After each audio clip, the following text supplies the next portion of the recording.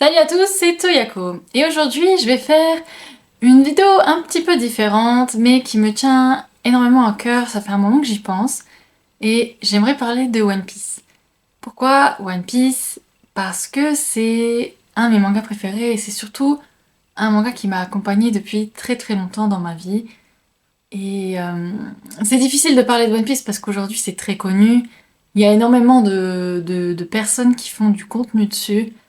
Et pour se démarquer, je pense que c'est assez compliqué. Mon but là, c'est pas de faire des explications sur One Piece, de faire des théories ou des réactions, de l'analyse, non. Là, je vais plus un peu parler de la place de One Piece dans ma vie, comment j'ai découvert, ce que j'aime moins, etc. Je sais pas si ce format-là va te plaire, j'espère. Mais voilà, je vais un peu raconter ma vie dans cette vidéo. Alors tout d'abord, pourquoi One Piece est aussi important? Donc moi j'ai commencé assez jeune à regarder des mangas, des animés, hein. J'ai commencé par Pokémon comme tout le monde, hein. Je pense que mon père il connaît certains films par cœur tellement que je l'ai saoulé avec à l'époque. Donc là j'étais vraiment petite, hein, je pense déjà à la maternelle. Et après en primaire j'ai commencé avec Dragon Ball, voilà, mon grand frère il m'avait dit de regarder Dragon Ball avec lui, donc après les cours, je regardais tout le temps. C'est d'ailleurs ma première collection de livres. J'étais déterminée à avoir les 42 tomes et je l'ai lu un nombre incalculable de fois. Mais plus tard, j'ai vraiment commencé les animés fleuves qu'on connaît énormément aujourd'hui. Et quand j'avais 12 ans, il m'avait fait connaître Naruto. Donc j'avais kiffé. C'était la première fois que je regardais un animé sur internet. Donc vraiment de A à Z, pas juste les épisodes qui passent à la télé, on sait pas vraiment où on en est. Donc c'était vraiment le premier. J'avais regardé en VF et tout, j'avais bien kiffé, hein. Alors je sais plus où on était l'histoire à l'époque. C'était il y a 14 ans, je crois, à peu près. Là ça commence à faire, hein. Et puis, là où je veux en venir, c'est One Piece. Un jour, toujours mon grand frère, il vient me voir et il me parle de One Piece. Il me dit, waouh, c'est trop bien, il faut que tu testes, etc. Et moi, je me souviens exactement du jour où et le temps dehors, etc. Quand j'ai commencé One Piece, j'étais chez mon père à l'étage, sur son bureau. Et là, j'ai lancé le premier épisode en streaming. Il faisait très très beau ce jour-là, ça c'était marquant. Et c'était le début d'une super aventure. Et c'était mon premier animé en VO. Alors pourquoi j'ai regardé en VO, je ne sais pas. Mais en tout cas, j'ai bien fait. La VF de One Piece, j'ai du mal, hein, j'arrive pas à regarder. Alors que des VF comme Naruto, Death Note, GTO, Dragon Ball, j'ai connu plus jeune, donc on va dire que je peux encaisser, hein. Mais One Piece, j'arrive pas du tout. Et du coup, j'ai découvert One Piece, donc voilà, j'avais 12-13 ans quand j'ai commencé. Je m'en rappelle de la date, parce que, alors moi j'ai toujours été très chiffres, calcul, etc. Et je me souviens que j'allais tout le temps sur la page Wikipédia, la liste des épisodes, et je m'amusais un peu à compter combien d'épisodes il me restait pour voir combien de temps je mettrais à tout regarder. Et en fait, donc les derniers épisodes, à un moment, quand je regardais, c'était la fin de l'arc Marineford, et donc ça colle en 2011. Et il y avait un moment où le nombre d'épisodes n'avançait plus. Et en fait, ça collait avec le malheureux incident qu'il y a eu à Fukushima à l'époque. Et donc, si vous regardez, il me semble que je crois qu'il y a une pause de 3 semaines à l'époque. Et j'avais eu cette pensée absolument égoïste où je m'étais dit, j'espère qu'il n'est rien arrivé à l'auteur.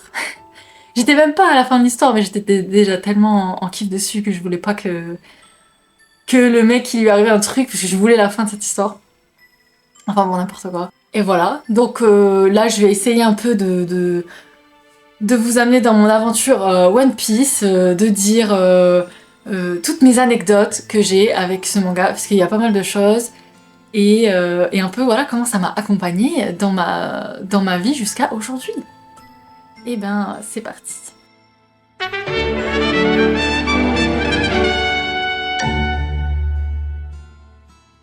Alors au tout début, j'avais beaucoup aimé ce côté aventure, ça c'était quelque chose qui me plaisait. Mais là, pour moi, les références que j'avais en manga, c'était essentiellement Dragon Ball et Naruto. Et le début de One Piece, il m'avait pas tout de suite autant hype qu'un début de Naruto par exemple. Mais en fait, je kiffais. Franchement, j'ai tout de suite aimé les personnages, leurs objectifs, l'univers. Mais je pense que c'est peut-être parce que le niveau animation, c'était quand même un cran en dessous. Il y a eu un moment, un déclic dans One Piece, où c'est là où je me suis dit, ok, c'est ce manga, c'est cet animé qu'il me faut en fait. Je pense que pour chaque fan de One Piece, il y a ce moment très important où on a tellement kiffé que là on s'est dit c'est le meilleur manga. Bon, j'abuse peut-être un peu, mais pour dire c'est à ce niveau-là quoi. Et pour moi, ce moment-là, c'était... J'ai l'impression que c'est assez tard quand même, parce que je pense que c'était dans les épisodes peut-être 40-50. Et c'était à l'arc Kokoyashi, donc Arlong Park. Et donc, je parle bien sûr de cette incroyable scène entre Nami et Luffy, où elle lui demande de l'aide, et lui, il lui remet son chapeau, pourtant si précieux pour lui, et qui crie Atarimaida! Ah, ce moment, il était juste incroyable. Là, je suis tombée folle de Luffy. Bon, voilà, j'étais une gamine. Et j'avais envie d'être dans l'équipage. C'était le début de l'histoire. Donc derrière, j'ai tellement accroché. Et puis, il faut dire que tous les personnages ont des histoires tellement touchantes qu'on peut que les encourager et vouloir être avec eux. Ça, c'est vraiment ce qu'il y a de meilleur pour moi dans One Piece. C'est les histoires des personnages. La diversité de leur backstory. C'est pas pour moi les combats, les échelles de puissance, etc. C'est vrai que c'est important dans One Piece, mais pour moi c'est pas grave. S'il y a une incohérence là-dessus, ça ne me dérange pas plus que ça. Moi ce que j'aime vraiment, c'est les histoires des personnages et bien sûr les énigmes. Au fur et à mesure, One Piece pose des bases de plus en plus complexes, de plus en plus intrigantes sur les clés de la vérité de l'univers de One Piece. Donc je vais faire un petit tour de chaque saga, je vais voir, hein, pour peut-être donner des petits moments qui m'ont marqué. Donc là j'ai parlé déjà de la saga East Blue, donc avec ce moment incroyable qui a marqué le début de mon amour inconditionnel pour One Piece. Derrière, avec la saga Baroque Works, je pense que là j'ai eu moins de moments clés. Donc même si bon, je pense qu'il y a quand même eu le prime de Chopper pour moi dans cette saga, donc à l'île Drum, clairement. Maintenant c'est surtout une mascotte qui fait un peu rire, qui a un soutien pour l'équipage, y a pas de souci. Mais il m'a plus autant touché, à part peut-être à l'Arcanis Lobby, voilà. Donc on peut parler de ça, mais je pense qu'avec les revisionnages et les relectures, il y a un autre moment qui m'a beaucoup touchée et c'est aussi parce que l'auteur en a parlé. Et avec sa vision des choses, j'ai trouvé que c'était très intéressant. Donc il dit qu'il y a un moment dans One Piece où il a pleuré en dessinant. C'est le moment où il dessine, où il a dessiné Vivi en train de hurler aux gens d'arrêter de combattre. Et la première fois que j'ai vu ça, je pense que j'ai pas réalisé la profondeur de ce moment-là. Mais c'est vrai que quand on relit, on comprend déjà, Oda c'est quelqu'un qui a un rapport particulier avec la mort de ses personnages, avec la mort en général. Je sais qu'il y a pas mal de fans qui sont pas très d'accord avec ce qu'il a tendance à faire. Mais Oda, voilà, c'est quelqu'un, je pense, qui veut être sûr que la mort, c'est pas quelque chose qu'on met comme ça, c'est quelque chose de très marquant, de très dur. C'est pour ça que chaque mort dans One Piece est assez impressionnante, est assez... on s'en souvient, hein, dans tous les flashbacks c'est le cas. Puis la mort absolument tragique qui arrive et qui bouleverse toute l'histoire. C'était le cas également. Et je pense que c'est pour ça, en fait, du coup, ce rapport à la guerre et l'impuissance de Vivi face à ces gens qui s'entretuent. C'est vrai que c'est très puissant et quand je revois ce moment, j'apprécie beaucoup plus. Et par rapport à ce que je viens de dire, j'aimerais remonter sur un point. C'est par rapport à Pell. Je sais qu'il y a beaucoup de gens qui sont un peu dégoûtés hein, que à la fin, en fait, Pell il revient. Mais il faut se dire qu'on était dans un contexte assez particulier à l'époque. Je pense que cette scène, elle a dû être dessinée début des années 2000, mais genre 2002, 2003 peut-être. Faudrait vérifier la date, j'essaierai de vous la noter. Donc on est dans un contexte très compliqué de manière géopolitique sur la scène internationale. C'est après les attentats du 11 septembre. Donc forcément là il y a un type avec une bombe.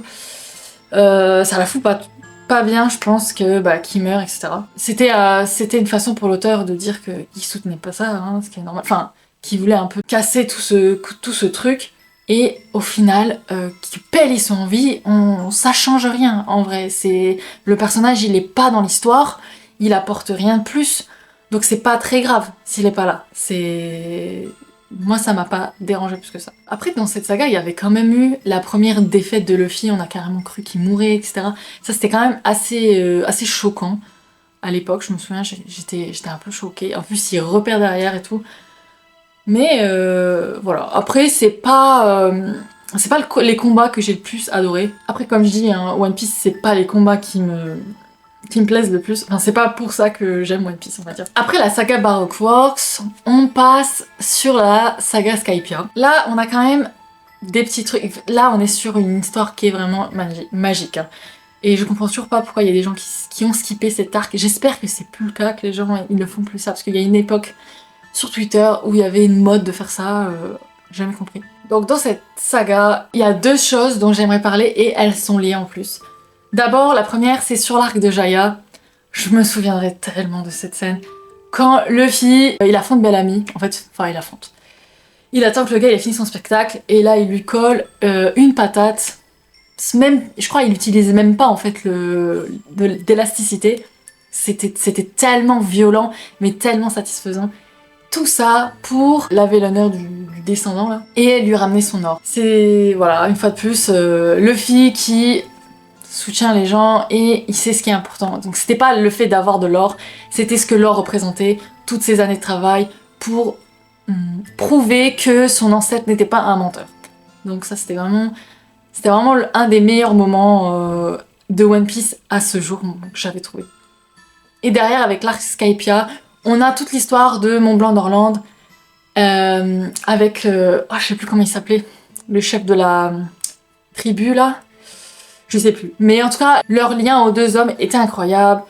Et toute l'histoire, donc ça résonne après avec le petit-fils, le descendant. On était sur une super qualité de récit, de ce que ça racontait. J'ai vraiment kiffé. Et surtout que maintenant, on voit à quel point dans l'arc Skypiea, l'auteur, il avait placé plein de choses et qui ont probablement une importance sur la suite, parce qu'on sait qu'il y a le retour d'Ener qui devrait se faire un jour. Sûrement qu'il y a plein d'éléments qui avaient déjà été placés à l'époque. On sait qu'Oda est un maître pour faire ça. Donc j'ai hâte de voir ça. Ensuite, dans One Piece, après Skypiea, on a bien sûr la saga Water 7 et Enies Lobby, qui marque un tournant fabuleux dans l'histoire. Donc là, on a, pour beaucoup de gens, c'est l'un des arcs majeurs, c'est un des arcs majeurs, mais c'est pour beaucoup l'arc préféré de One Piece. Ce n'est pas mon cas. Ça arrivera beaucoup plus tard, mon arc préféré, vous verrez. Mais là, c'est vrai qu'on a eu du lourd, on a eu des histoires vraiment géniales, on a eu des gros plot twists sur pas mal de personnages. Mais s'il y a deux moments, ouais, parce que je vais pas en dire que un par saga, je pense, que je vais essayer de dire ce qui est important pour moi.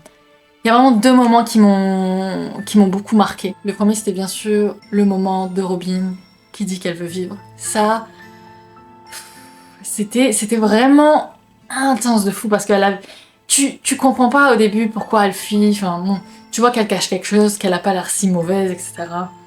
Mais son histoire, elle est juste horrible. Pour le coup, Oda, il aime pas que ses personnages féminins ils soient blessés en combat, hein. Mais par contre, elles prennent cher sur le backstory. Ça, c'est un truc, on peut pas lui enlever. Là, elle abandonne.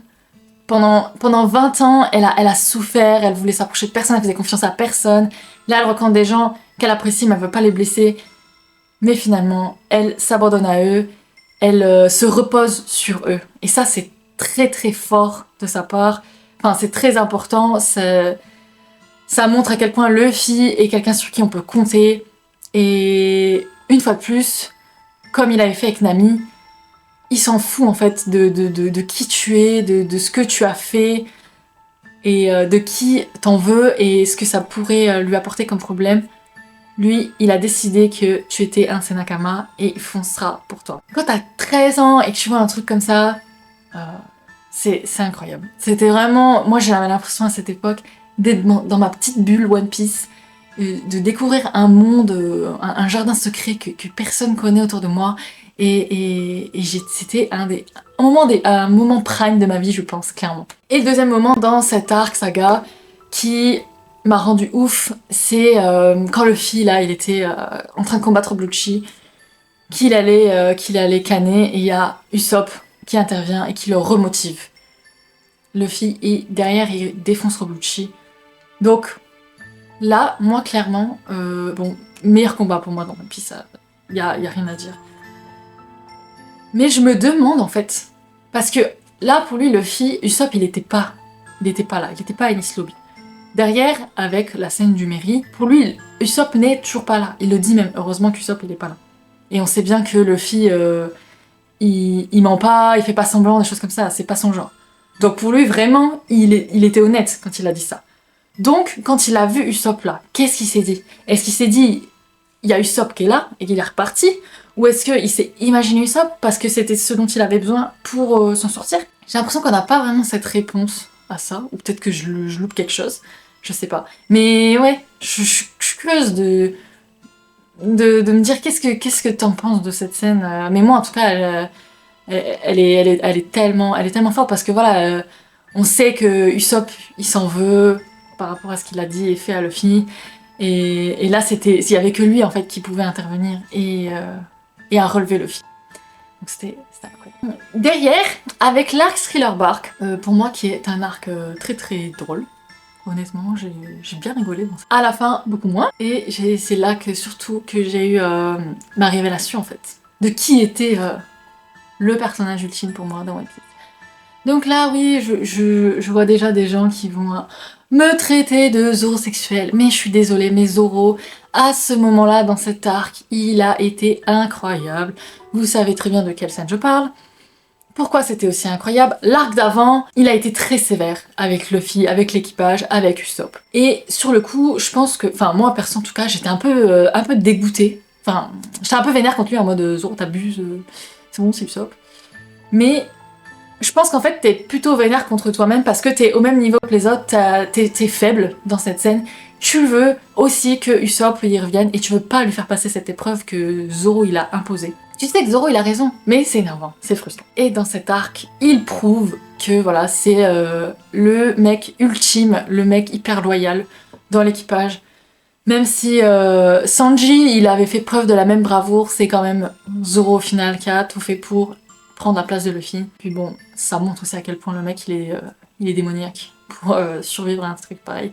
C'était pour moi un des meilleurs moments de One Piece. Surtout que cette scène, elle a une énorme incidence sur la suite de One Piece, donc avec l'arc Shabandi, qui est pour moi un arc parfait. Là, de toute façon, on rentre dans un enchaînement qui est masterclass sur plusieurs arcs.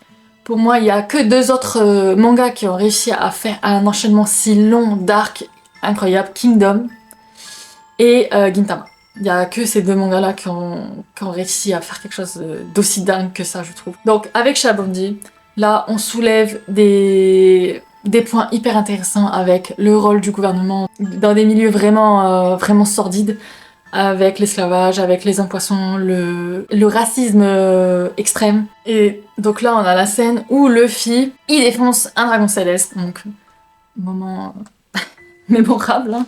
Là, je pense que tout le monde est d'accord sur cette patate. On était tous comme des oufs.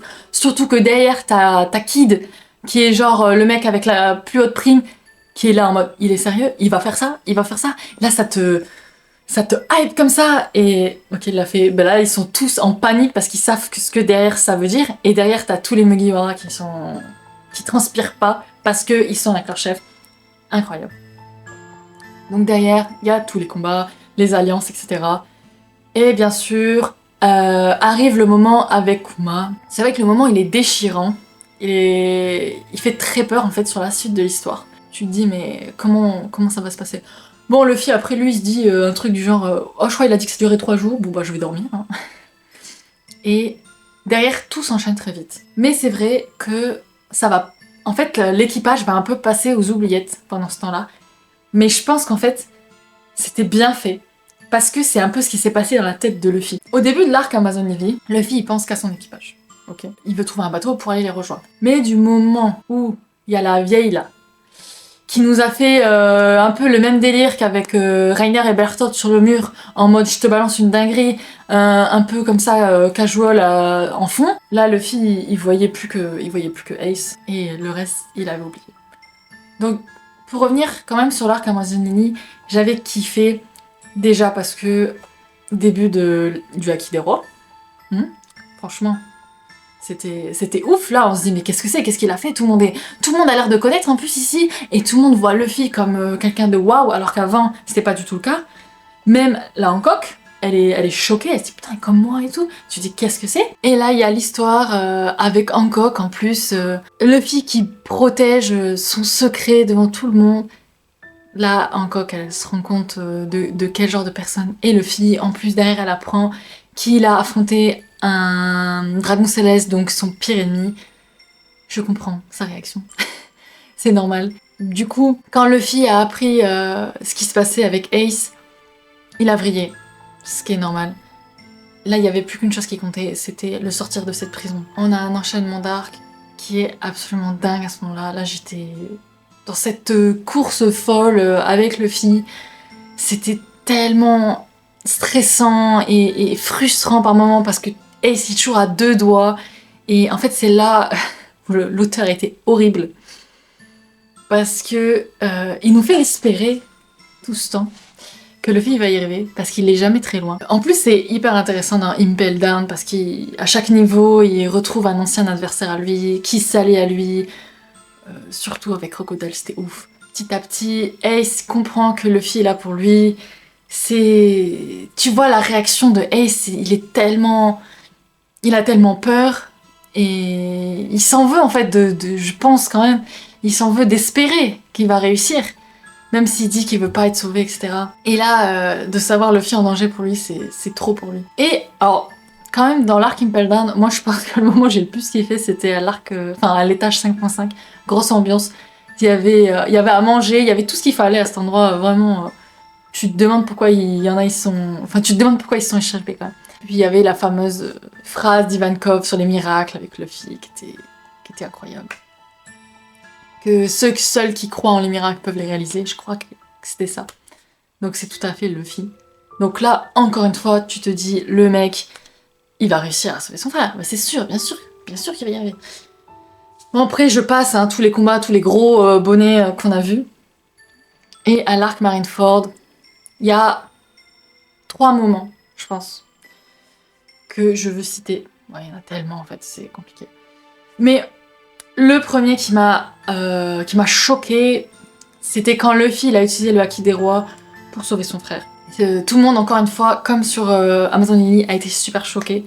C'était fou, parce que là, t'as vraiment tout le monde qui reconnaît la valeur de Luffy. Même si lui, il comprend pas en fait qu'il vient de faire une dinguerie. Ace, il est là en mode toi aussi, tout le monde est là. Ok, en plus derrière, elle te balance une phrase hyper stylée en mode parce que je suis ton petit frère. Et on révèle son identité au grand jour. Donc ça donne encore plus de légitimité, on va dire, à Luffy, même si lui, il en a vraiment rien à carrer de tout ça. Pour les gens, c'est important. Deuxième autre moment, hyper marquant pour moi, c'est quand Mihawk, il décrit Luffy et qu'il le dit comme l'homme le plus effrayant au monde, selon lui, parce qu'il a ce pouvoir de rassembler les gens autour de lui.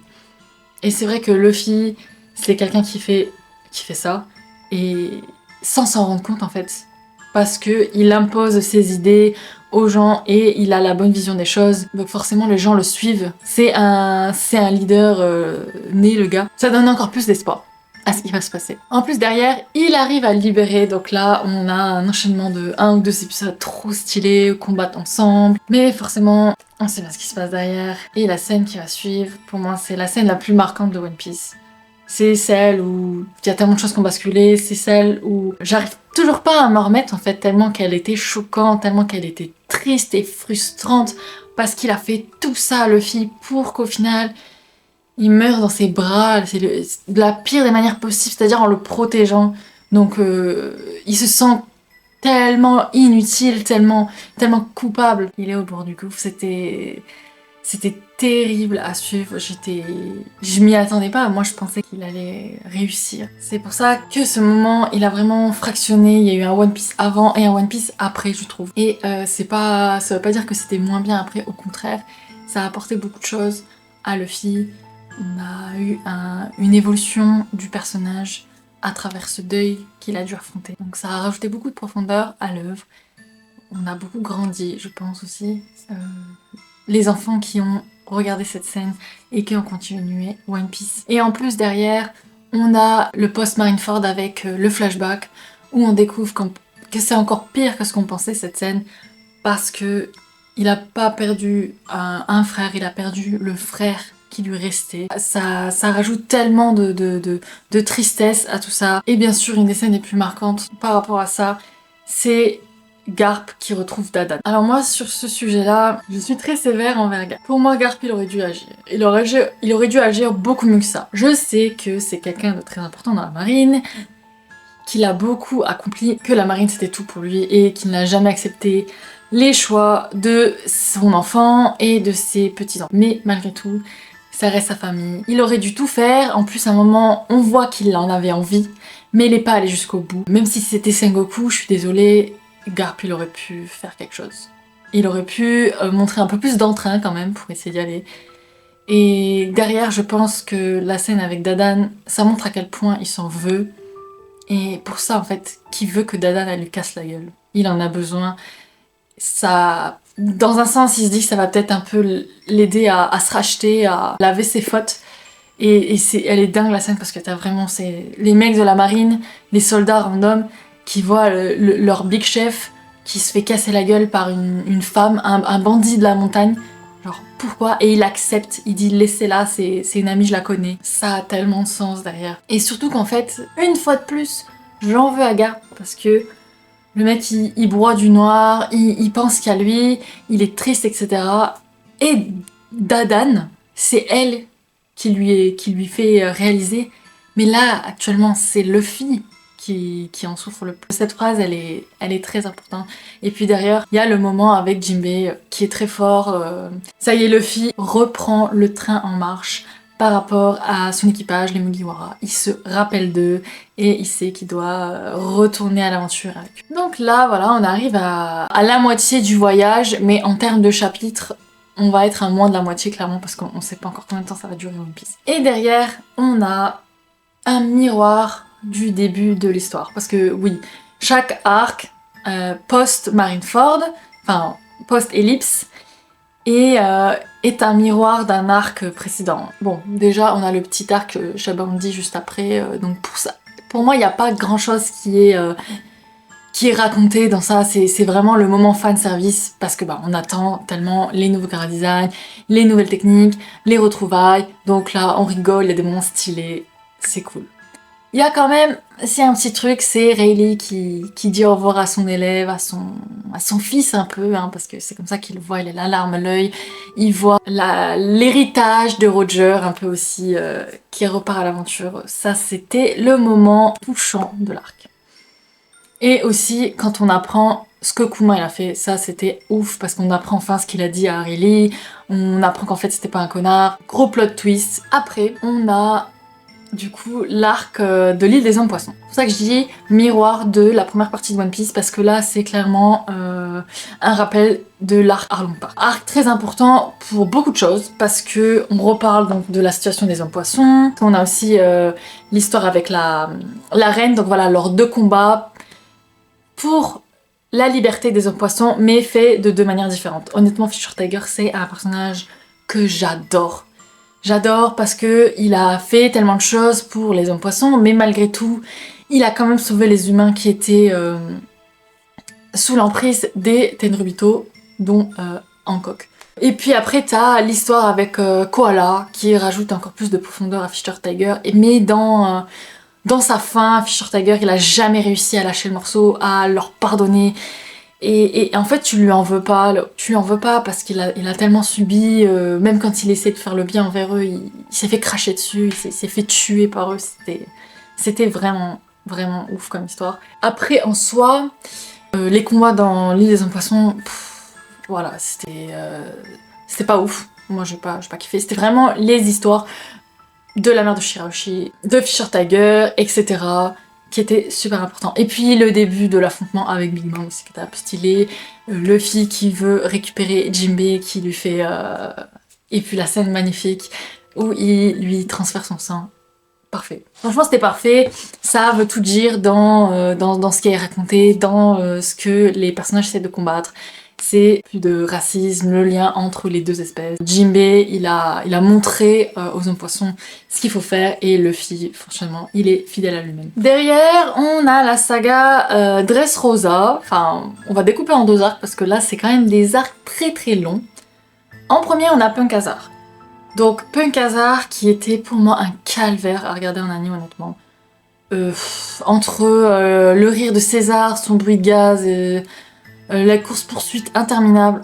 Moi franchement, après les 2 ans de One Piece, l'anime je le trouve très compliqué à regarder. Il est très lent, on voit qu'ils animent quoi, un chapitre par épisode, mais c'est une horreur en fait. 18 pages de manga là, sur 20 minutes d'épisode. Bon après ils recyclent énormément, ils te refoutent un résumé de 5 minutes de l'épisode d'avant, ils te rajoutent des trucs pas forcément importants. Ouais, moi ça m'a saoulée, donc je pense que c'était à peu près à ce moment que j'étais passée sur le manga, bon je sais plus, mais en tout cas je sais que j'ai quand même regardé en anime tout Punk Hazard, parce qu'à un moment je faisais les deux. C'est plus vraiment le cas aujourd'hui par contre. Donc Punk Hazard, dans les moments marquants, moi j'en pense surtout à 2, et là c'est des moments... mais c'est surtout des moments stylés. J'avoue que pour le coup, ça raconte pas forcément grand chose. En premier, il y a le moment Zoro versus Monette, que je trouve génial. Il a beaucoup trop de flow ce moment Zoro. Monette elle est terrorisée. Franchement rien à dire de plus, voilà, c'est juste un de mes moments que j'ai le plus kiffé de l'arc. Entre la musique, la voix, la terreur sur son visage, c'était parfait. Et le moment après que j'ai kiffé, c'était l'arrivée de Doflamingo et son Haki des Rois. Waouh, ça c'était trop ouf. On connaissait un peu le personnage, on savait que c'était une pourriture un peu, mais on connaît pas trop ses capacités à ce moment-là. Et le mec il arrive, il nous pond ça, c'était ouf. Il a fait flipper Smoker et tout le monde. C'était vraiment intéressant et hypant pour la suite parce que c'est l'ennemi qui arrive dans l'arc d'après. Et pour moi, Dressrosa est le meilleur arc de One Piece. Il y a tellement d'histoires, il y a tellement d'éléments importants, des choses que j'attendais. Il y a un combat, pour le coup, Luffy contre Doflamingo, c'est un combat très très bien, que j'ai kiffé. Les autres combats, non, franchement, Zoro Pika, on s'en tape. Enfin, moi perso, ça m'a saoulé. Mais du coup, il y a plein de choses en Dressrosa. Déjà, il y a l'histoire de ouf des jouets. Ça, j'ai trouvé que c'était du génie cette histoire. C'était tellement horrible comme concept de retirer une personne de la mémoire des gens et de le rendre esclave en même temps. Comment tu peux imaginer un truc pareil? Il est trop ouf en fait, Oda. Donc déjà ça, en plus pour Kiros c'est encore pire, enfin il y a toute l'histoire avec la princesse, et puis qu'elle est morte dans ses bras, qu'elle l'a oublié, enfin terrible, et puis doit s'occuper de sa fille, qui ne sait même pas que c'est son père, incroyable. À côté de tout ça, on a Doflamingo qui pue le flot, hein, honnêtement, mais c'est une grosse pourriture. Mais on aime le voir en fait en méchant. Surtout d'ailleurs quand on voit son histoire, le mec il est horrible. Il avait un frère qui lui est passé du bon côté, il avait un père bon, un frère bon, mais lui non. Non, lui il est resté buté en mode je vais me venger de tout le monde en fait, de tout le monde. Que ce soit les gens avec qui il partageait sa vie au début, sa famille, puis les humains, voilà. Il y a que les gens avec qui il est devenu pote, qui sont devenus sa nouvelle famille, qui le soutient. Et ça moi je kiffe. De chez Doflamingo. Parce que bon, au final, voilà, il a quand même des gens qui l'apprécient. Tout le monde n'est pas un pion pour lui. Malgré que ce soit le meilleur des marionnettistes. Et voilà, ça c'est un autre truc que j'adore chez Doflamingo, c'est son rapport à son fruit du démon. C'est pour ça qu'en fait, je me suis toujours posé cette question dans One Piece. Est-ce que le fruit du démon définit le personnage, ou est-ce que le personnage a attiré le fruit du démon? On parle beaucoup de destin dans One Piece, donc cette question se pose. Et clairement sur... ou alors c'est juste un kiff de l'auteur. Hein. Ce point sur les flux du démon, c'est quelque chose qu'un jour peut-être je vais essayer de développer. Ça se trouve il y a déjà plein de gens qui en ont parlé, je sais pas du tout. Mais moi c'est un truc qui m'intéresse énormément. Et pourquoi Doflamingo, je trouve que son flux du démon, il l'utilise bien. Parce que j'ai l'impression, à part Luffy, que c'est celui qui a le plus développé les capacités... de son fruit. À la base, son fruit, c'est des fils. Qu'est-ce qu'il en a fait? Il manipule des gens avec. Il vole grâce au nuage. Il arrive à se soigner. Il a fait la birdcage. Enfin voilà, il y a vraiment plein de trucs ingénieux, je trouve. Et c'est pour ça que le combat avec Doflamingo, j'ai beaucoup aimé, parce que le gars, il est hyper intéressant avant un combat. Mais dans l'arc Dressrosa, c'est pas les seules choses qui m'ont fait kiffer l'arc. C'est que dedans, ça réunit la plupart de mes personnages préférés. Il y a Law. Donc Law qu'on voit déjà depuis Punk Hazard, début de l'Alliance. Mais dans Dressrosa, on comprend vraiment qui est ce personnage enfin. Parce que sur Shabodi, il est giga stylé le mec. Sur Punk Hazard, il nous choque, il nous surprend avec le côté de... c'est devenu un des Shichibuka, etc. Mais maintenant, on sait qui est vraiment cette personne. Et son lien avec Corazon, donc forcément... Histoire magnifique, un des flashbacks les plus émouvants de One Piece, honnêtement. Comment ne pas chialer quand on entend les pleurs de l'eau et qu'on sait ce que ça veut dire en fait, si on arrive à l'entendre, c'est que Corazon n'est plus là. Vraiment, c'était une histoire super touchante, tout ce que Corazon il a fait, comment il a combattu son frère. Et puis derrière, il y a le lien entre Corazon, Law et Drake, parce qu'on apprend que sur l'île, il y avait Drake enfant. Je vais peut-être pas expliquer pourquoi il y a un lien, ça va peut-être spoil pour ceux qui n'ont pas vu la suite. Mais voilà, je pose ça. Donc forcément, une histoire de fou. Tous les moments de Corazon et Law sont très très forts. Le moment où Corazon il fond en larmes auprès de Law qui croit endormi et Law entend tout. Derrière, il commence à l'appeler Corazon. C'est magnifique. Et donc après, on comprend pourquoi Law il s'appelait les pirates Hearts en référence à Corazon. Que des bons personnages dans cet arc.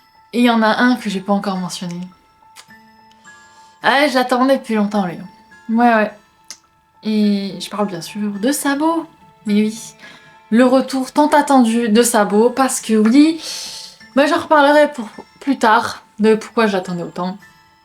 Et ça, c'était un des meilleurs moments de l'arc, honnêtement. J'étais comme une dingue, vraiment. En plus, derrière, bon, je rentre pas dans les détails. Vous savez de quoi je parle, de pourquoi c'est aussi important.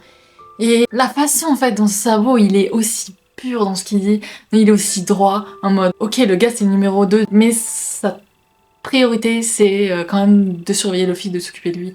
Il peut pas s'accorder une deuxième erreur. Et donc, dans cet arc, on va aussi rencontrer Fujitora, qui est un autre de mes personnages préférés. Je kiffe ce marine, bordel. Il a réussi à faire ce que Smoker n'a pas réussi à faire sur Alabasta, c'est-à-dire dénoncer le Shichibukai en place, qui est une pourriture, et pourtant qui est censé représenter le gouvernement. Il faut donc abattre cette organisation.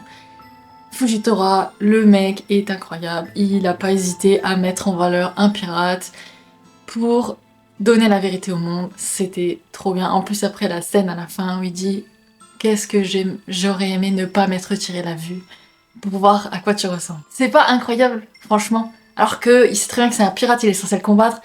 Non, c'est trop bien. C'est vraiment les deux, Smoker et Fujitora, ils sont géniaux parce que c'est des marines, mais ils arrivent quand même à voir le bon dans certains pirates. Ça veut pas dire qu'ils vont pas les combattre, mais voilà, c'est pas des mecs comme Akainu, donc pour l'instant, de ce qu'on sait de lui. Hein. Le mec, c'est noir ou blanc. T'es un pirate, et ben t'es une pourriture. Bah, même si on sait bien que ce n'est pas comme ça dans One Piece. Bon, voilà, c'est à peu près tous les gros points que je voulais remonter dans Dressrosa. C'est pour ça qu'il y a énormément d'émotions dans cet arc. Il y a énormément de bons persos. C'était un arc... Il est très long. Je me demande si c'est pas l'arc le plus long de One Piece. Bon, en tout cas, à ce moment-là, c'était l'arc le plus long, c'est sûr. Il a duré plus de 2 ans. C'est très très long, surtout quand tu suis le combat Zoro-Pika. Ça, pour contre, c'était vraiment saoulant. Mais sur le reste, tout ce qui est raconté, tout ce qui nous est montré, c'est un pur bonheur. Derrière Dressrosa, On a un petit arc qui est pour moi 10 sur 10. C'est l'arc de Zo. J'ai kiffé. Déjà, il y a plein de choses qui se bousculent. T'as le départ de Sanji. Il y a après derrière les Mugiwara qui se séparent pour le côté Big Mom et le côté Wano. Et surtout, il y a l'histoire avec les Minx. Et ce qui s'est passé quelques jours plus tôt avec Jack. Jack, il est venu chercher Raizo. Donc un mec de Wano dont qu'il a besoin de retrouver. Il avait la vivre-carte de Raizo. Donc il sait que Raizo est là.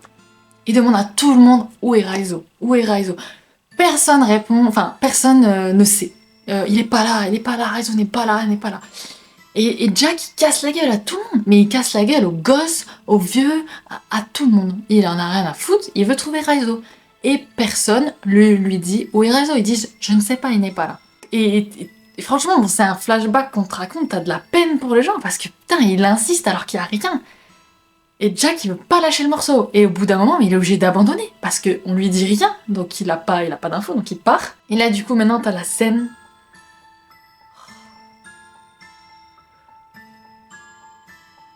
Là, on se dit que les Minx, ils doivent détester les samouraïs, ils doivent les haïr, putain, ils les ont fait souffrir comme ça, c'est sûr. Et donc, tous les Mugiwara, ils veulent cacher Kiemon parce que ils se disent ils vont être pris pour cible. Et là, il y a Kiemon qui sort et qui dit « Je suis un samouraï, je suis Kiemon, nanana ». Et là, tout le monde est choqué qu'il ouvre sa bouche. Et là, les deux chefs du village qui normalement se détestent, ils s'assoient, grand sourire, Raizo et sain et sauf. Cette scène, elle est tellement incroyable, franchement. Les mecs, tu les connais depuis 2 épisodes et tu gagnes un respect profond pour eux infini. Tout le monde savait où était Raizo, tout le monde le protégeait, même les enfants. J'ai trouvé la scène folle. Alors franchement, on n'avait pas d'affinité avec les personnages, mais c'était dingue. Et Kiemon qui sait très bien qu'en fait ils ont agi comme ça parce que ils ont eu cette promesse il y a longtemps entre leur peuple. Donc chacun est loyal envers l'autre, c'est fou. Et c'est ce genre de choses que Luffy il adore. Il rigole tellement, il est choqué que ce soit aussi bien et tout. Enfin non, vraiment j'ai trop d'émotions quand je parle de cette scène, elle est trop ouf. Je me rappelle encore de quand j'ai eu l'émotion en la regardant, parce que vraiment en animé elle est vraiment marquante. Ils ont très bien géré cette scène je trouve. Pour moi Zo est incroyable. Et je me souviens qu'une fois j'ai discuté avec quelqu'un sur Twitter, et il a osé me dire qu'il avait pas vu cet arc. Et pourtant, il continuait, hein, il avait continué One Piece. Je lui ai dit, non mais attends, là, tu peux pas, il y a beaucoup trop de révélations, il y a beaucoup trop de choses stylées. Va voir Zo, en fait, ou lis Zo, je m'en fous. Et il l'a fait, et après il me dit, t'avais raison. Bah oui, tu peux pas louper un arc dans One Piece, c'est pas possible. Surtout des petits arcs comme ça, entre les gros arcs, il y a souvent beaucoup de choses intéressantes. Derrière, on a l'arc de Big Mom. Je vais pas m'étaler dessus parce que franchement pour moi il était très long pour des fois pas grand chose. De voir tous ces enfants, de voir tous les côtés un peu farfelus avec la nourriture, etc. Beaucoup de fruits du démon. C'était pas mon kiff. Il y avait quand même des éléments intéressants, forcément. Donc il y a toute l'histoire avec Sanji qui est juste ouf. Il y a enfin les larmes de Sanji pour Luffy, parce que voilà, c'était lui qui n'avait toujours pas pleuré pour son capitaine. Là, ça y est, on a eu notre dose. On a Brook qui a brillé à plusieurs reprises. Il y a quand même un gros truc dans cet arc où je me suis dit, en fait, j'avais même pas capté au début l'ampleur du truc. C'est longtemps après, en reparlant de cet arc, en allant dans les détails. Mais Big Mom, son histoire, elle est ouf. En fait, comment elle a acquis la manière qu'elle a obtenu son fruit du démon, mais c'est juste horrible. Parce que, en fait, elle a mangé toute sa famille. Elle a mangé sa famille. Et ça, en fait, c'est pas explicite dans l'histoire. Mais ça peut être que ça.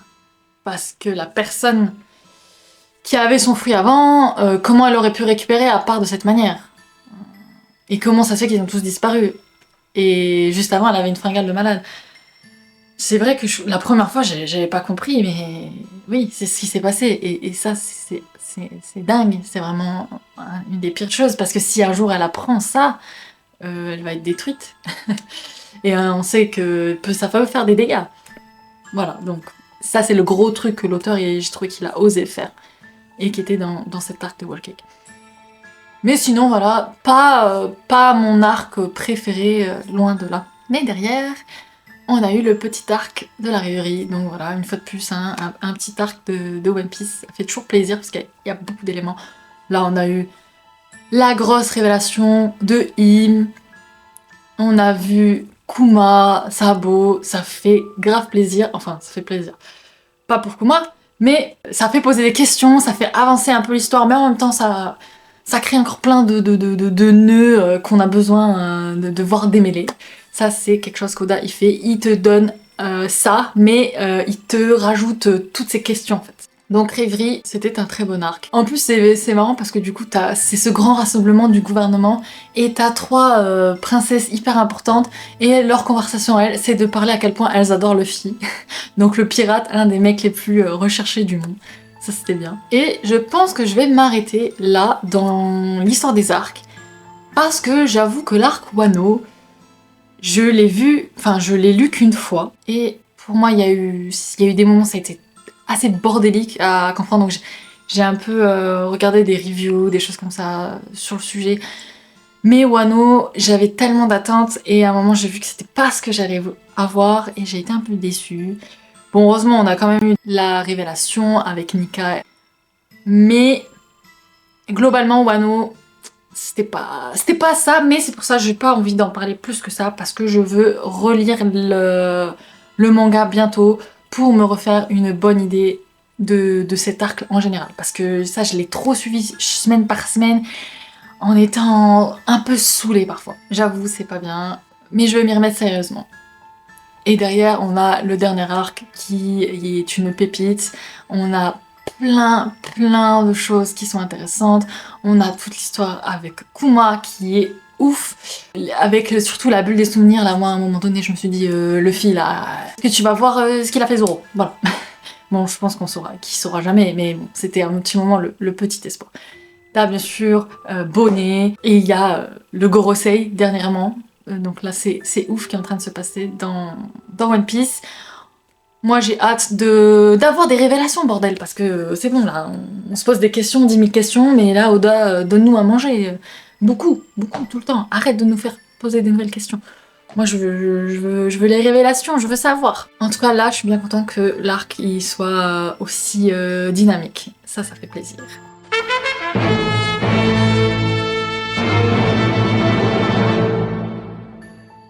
Donc ça y est, là j'ai fini de retracer un peu tous les moments qui m'ont vraiment marqué dans One Piece. Et maintenant je vais un peu plus parler des anecdotes, des choses un peu particulières par rapport à tout le long de ma vie en fait, qui ont un rapport avec One Piece et que je trouve qu'ils peuvent être intéressants.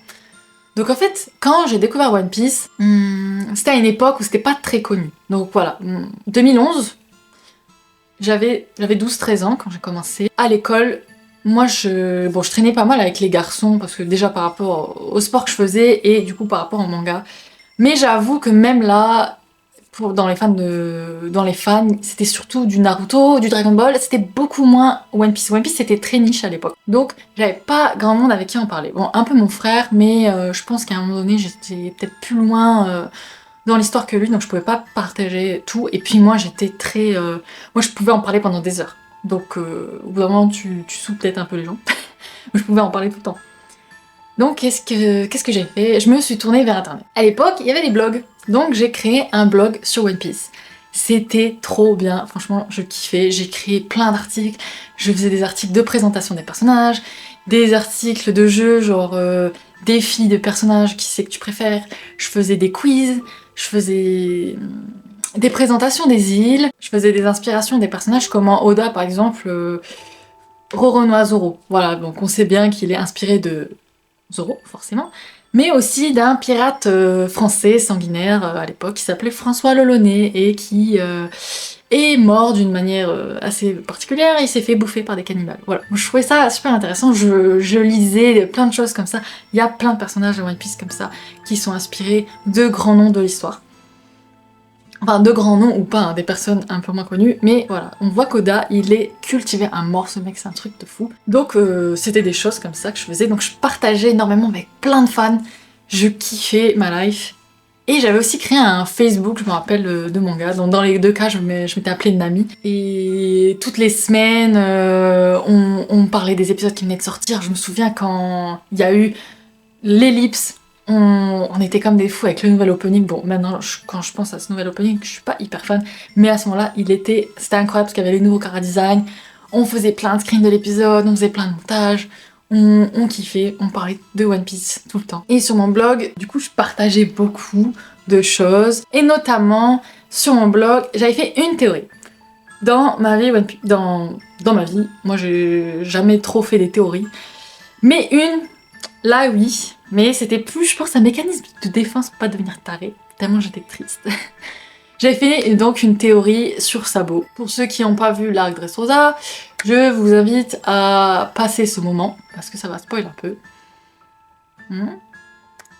Donc j'ai fait une théorie comme quoi Sabo était toujours en vie. Pour moi c'était pas possible qu'il soit mort.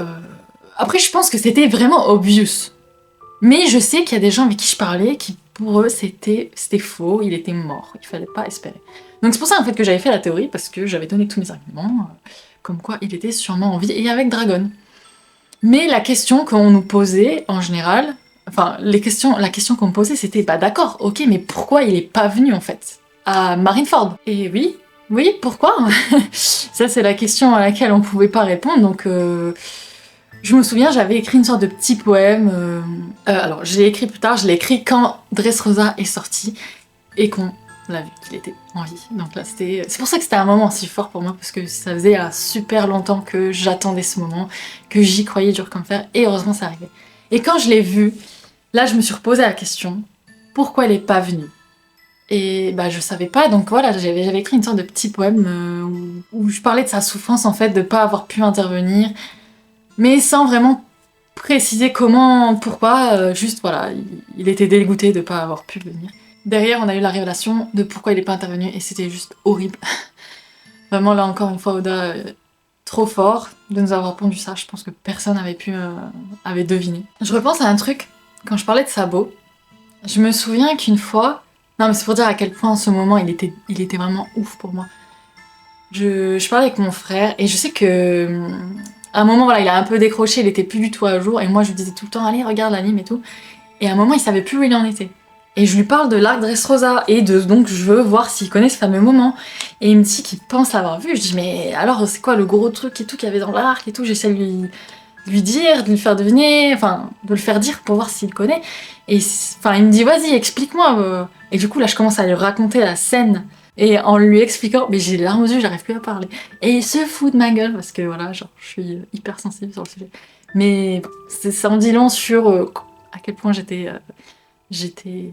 été touchée par ça. Donc derrière, niveau théorie, j'en ai lu un peu, mais pas tellement. Si je dois parler des théories que j'ai kiffées, où j'étais d'accord. Donc la première, c'était celle sur le traître. Il y en avait plein. Mais moi, j'avais choisi, on va dire, le bon. Pour moi, c'était cette théorie-là qui était la plus juste. Donc, d'un côté, c'est un peu dommage parce que ça te gâche le plaisir de la découverte. Parce que t'avais lu la théorie. Je pense que c'est pour ça que j'ai arrêté d'en lire.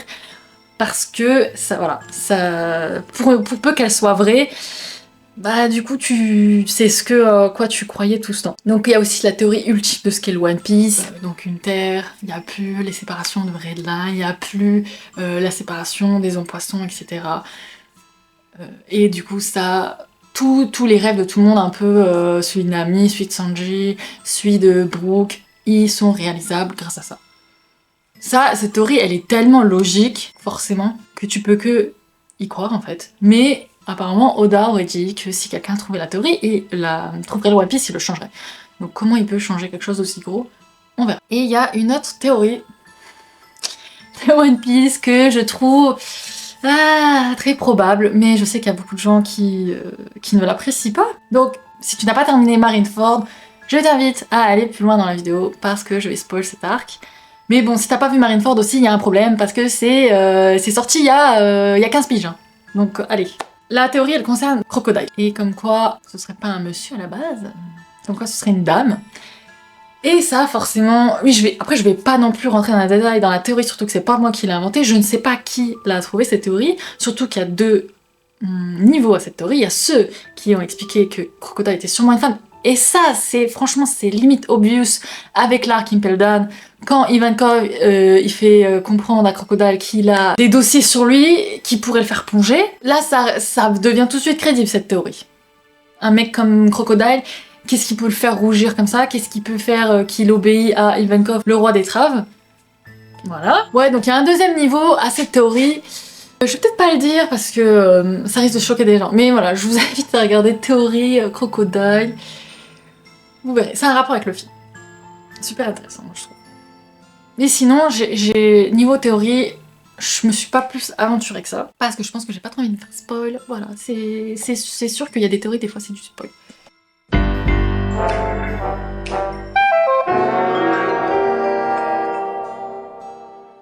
Donc globalement, One Piece c'est quand même une œuvre qui m'a profondément touchée, qui m'a accompagnée pendant de longues années. Il y a beaucoup de choses que j'aime, mais il y a aussi des défauts. One Piece a énormément de défauts, j'en ai déjà un peu cité. Bon, l'anime, ça dépend pas de l'auteur, hein. L'anime qui est devenu très lent, Post-Ellipse, c'était déjà un peu le cas avant, mais Post-Ellipse, j'ai trouvé ça pire, surtout qu'ils se sont mis à abuser sur les car design des personnages féminins. Ça, je ne comprends pas l'intérêt de faire ça. C'est un peu dégradant, je trouve, pour les personnages, parce qu'on les réduit à ça, alors qu'elles sont très intéressantes. Surtout que des fois, ce sont des gamines, donc pourquoi? Je sais que l'auteur est un peu pour quelque chose, mais pas autant que dans l'anime quand même. Faut pas abuser.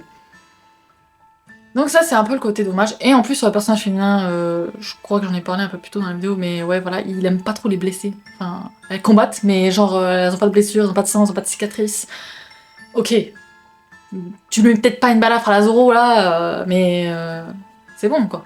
Pourquoi? Je comprends pas ça, ce délire-là. C'est pas très grave, hein. C'est, comme dit, il y a des choses beaucoup plus importantes et intéressantes dans One Piece. Sinon, en défaut, bon, après, j'ai pas mal râlé sur les arcs Whole Cake et Wano, que j'ai trouvé très lent par moment. Donc que je suivais en manga à l'époque. Ouais, très très lent. Même si, donc si là le manga devient lent, t'as plus de support où tu peux kiffer à 100%, donc c'est peut-être parce que je lisais semaine par semaine. Là pour l'instant Egghead, ça ne me saoule pas du tout, donc tant mieux. Donc comme quoi, l'auteur il sait faire. C'est pour ça que je me permets de dire qu'il y a des arcs que j'ai moins kiffé. Parce que l'auteur, quand il veut, il nous pond des trucs géniaux et dynamiques. Et pour ces arcs-là, qui étaient en plus très attendus parce que l'ennemi final est quand même un personnage important. Voilà. Mais si je devais résumer les points forts de One Piece, je dirais que ce sont les personnages. Les personnages, c'est ce qu'il y a de plus important dans une histoire. Tu peux foutre un univers de merde. Tant que tes personnages sont intéressants à suivre, tant que c'est des personnages qu'on a envie de soutenir ou qu'on a envie de détester, on va vouloir continuer de regarder. A l'inverse, tu vas nous faire un univers incroyable, avec des systèmes de pouvoir super, de la belle animation, mais derrière tes personnages ils sont chiants, ils sont cons ou je ne sais quoi, bah moi perso ça va pas me plaire. Moi je pense voilà, que c'est les personnages qui sont plus importants. Et dans One Piece, on a ça. On a des personnages avec des histoires de fous, qui ont donc des objectifs très intéressant et varié. Il y a, ça pour le coup, One Piece c'est varié, il y a de tout. Et le deuxième point qui est important dans One Piece et qui fait que les fans sont autant fidèles, je pense, c'est la multitude d'énigmes.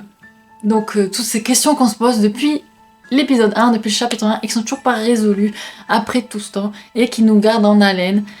C'est ça qui fait vivre One Piece également. Je me demande c'est quoi les plus grands mystères de One Piece pour les gens. Dis-moi, toi, c'est quoi tes plus grandes questions? Moi, je pense déjà, le truc qui m'obsède depuis longtemps, c'est vraiment ce siècle oublié. En soi, le One Piece, c'est secondaire pour moi par rapport à ça. Vraiment, le siècle oublié, c'est le truc que je veux savoir. Moi, j'adore les délires de gouvernements conspirationnistes mauvais qui manipulent le peuple. Ça c'est trop bien, je trouve. Donc j'ai envie de savoir ce qu'il y avait dans ce putain de siècle oublié, bordel. C'est pour ça qu'aujourd'hui encore, à mes 26 ans, je suis aussi fan de One Piece. Je sais qu'il y a plein de gens, ça les choque de savoir que des personnes de cet âge-là sont fans de manga, de trucs que tu regardais quand t'étais enfant, mais c'est tellement incroyable. Quand tu grandis avec, en plus, c'est fou. Les propos prennent de plus en plus de sens, il y a des choses que tu te mets à comprendre différemment, c'est trop bien. Voilà, vraiment c'est quelque chose qui me tient énormément à cœur, One Piece. C'est quelque chose que j'aurai toujours dans un coin de ma tête toute ma vie, même longtemps après que ce soit terminé, c'est sûr. La fin pourrait être pourrie, c'est pas grave, j'ai tellement bien voyagé depuis des années avec que je ne pourrais pas complètement regretter cette histoire, même s'ils nous pondent une fin de merde. Mais j'ose espérer que ce ne sera pas le cas, bien sûr. Une autre anecdote par rapport à One Piece, c'est que à un moment donné, je faisais de la traduction. Bon, je parle pas japonais, hein. Je faisais la traduction de l'anglais vers le français avec Little Garden. Donc peut-être que tu connais Little Garden. C'est un groupe qui fait des colos, etc. Bon, maintenant, j'avoue que je sais plus trop ce qu'ils font. Je suis plus trop sur Twitter, etc. Mais pendant une période, ouais, je traduisais avec eux. Pas hyper longtemps, donc ça se trouve, ils se rappellent même pas de moi. Je me rappelle que j'étais dans la team à l'époque où on a sorti, enfin, ils ont sorti le chapitre 1000 en premier. C'était une dinguerie, je me rappelle. Le serveur, il avait sauté carrément, tellement qu'il y avait de gens sur la page. C'était la première fois que ça arrivait. Non, c'était sympa. C'était une bonne expérience, je trouve. Quand j'avais 16 ans, je suis allée au Japon et un de mes objectifs, c'était de choper le tome 58 de One Piece. Mais oui, parce que comme je l'ai dit, plutôt, c'est là où il y a le moment le plus marquant pour moi dans l'histoire. C'était très symbolique que je ramène ce tome à la maison. Bon, c'est aussi grâce à One Piece que... Pas que, hein, que j'ai autant cette passion pour les mangas, hein, les animes, parce que c'est celui qui m'a fait le plus kiffer à un moment donné pendant une très longue période de ma vie, et qui m'a donné envie d'en découvrir d'autres, à découvrir le Japon, leur culture, parce que oui voilà, maintenant je connais énormément la culture japonaise. Pour des Français, c'est... À part les fans de manga, ça existe pas ça. Donc c'est bien que c'est le manga qui nous a appris des choses, qui nous a permis de nous intéresser à d'autres choses, qui nous donne envie de voyager, qui nous donne envie de découvrir des nouvelles histoires, de nouveaux styles de dessin, etc. Le manga fait partie de ma vie au quotidien. C'est une énorme passion, je lis énormément, je regarde énormément. La plupart des fictions que je suis sont d'origine japonaise et je trouve qu'ils ont énormément de style et ça peut plaire à n'importe qui. Il y a forcément un manga qui peut plaire à quelqu'un. Faut juste passer outre le fait que c'est du dessin ou du dessin animé pour l'animation et tu trouveras une perle, ça j'en suis sûre. Et c'est grâce en partie à One Piece que j'ai pu découvrir tout ça. Dis-moi ce que toi t'en penses. Qu'est-ce que One Piece représente dans ta vie? Qu'est-ce que One Piece t'a apporté? Qu'est-ce que One Piece est pour toi aujourd'hui? Quels sont les moments que tu aimes, que tu n'aimes pas, les choses que tu vas dire, n'importe quoi, des anecdotes que tu as plus particulièrement par rapport à ce manga? N'hésite pas à me dire tout ce que tu veux, c'est intéressant toujours de parler de One Piece, moi je pourrais faire ça pendant des heures, j'adore ça. Donc vas-y franchement, lâche-toi en commentaire, dis-moi ce que t'as pensé de ce format également, parce que ça faisait longtemps que je voulais le faire. C'était pas évident à structurer, parce que c'est un format très long, et il faut quand même arriver à te captiver. Et voilà, j'ai terminé ma vidéo, j'espère que ça t'a plu. Laisse-moi un petit pouce, abonne-toi à la chaîne et merci, ciao!